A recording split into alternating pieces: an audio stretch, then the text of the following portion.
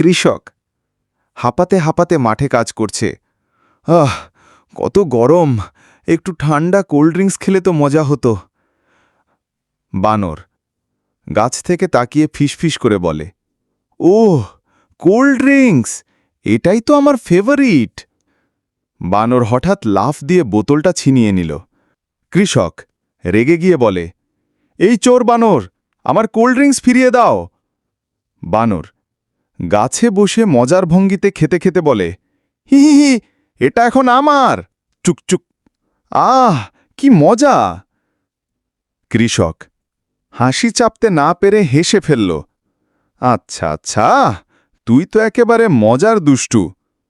পরের দৃশ্যে কৃষক 2টি বোতল নিয়ে এসেছে। একটা আমার, একটা তোর। এখন চল একসাথে খাই।